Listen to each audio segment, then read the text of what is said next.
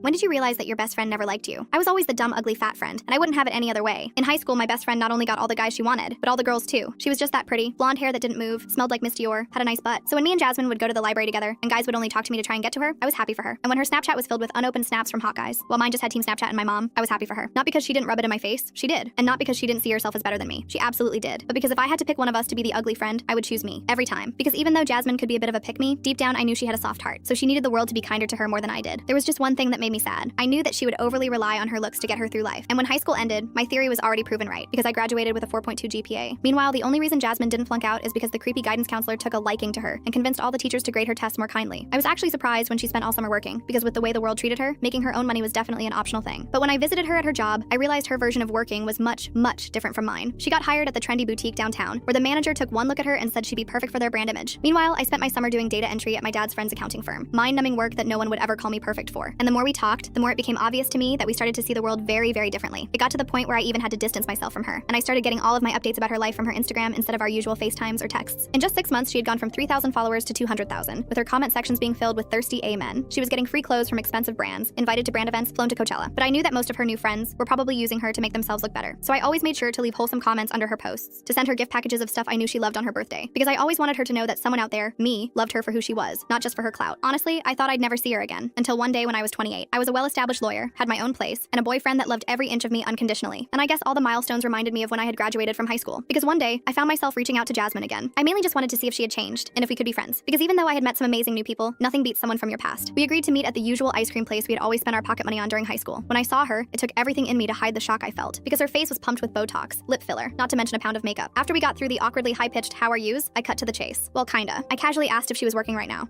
Well, you see, I was, but I just smiled, because I had an ace up my sleeve, and that ace was a job offer. I told her I was looking for a secretary, and I was willing to pay $65,000 a year with benefits. What do I look like to you? An effing charity case. I stared at her blankly, and she threw her plastic-filled head back and cackled like it was the funniest thing known to mankind. It had been almost 10 years. There's no way she was still like this. I tried to give her the benefit of the doubt and continued. Yeah, so you would have to start ASAP, but, she interrupted. Don't you know I'm an influencer? She then took out her iPhone and showed me her page. She was gaining a new follower once every 4 months, and all her DMs were from 3 years ago. That's when I finally realized Jasmine wasn't some misunderstood pretty girl. She was the washed-up textbook definition of I peaked in high school. I was about to walk away, but she stopped me. Hey, don't be sad. With an A that flat, I would be a lawyer too. I tried to make a beeline to my car, but she literally ran in front of me and continued. Hey, so when do I get to meet your boyfriend? Or are you scared he's gonna like me better? Jasmine, I interrupted. You built your whole identity on being the hot girl. Now you're just expired goods that nobody wants. Now make like the sugar daddies that ghosted you and leave me alone. Finally, she froze in her tracks and left me alone. I didn't realize it yet, but my comments had stung Jasmine. She wanted to use them to ruin everything I had ever worked for. Full story on channel, link below.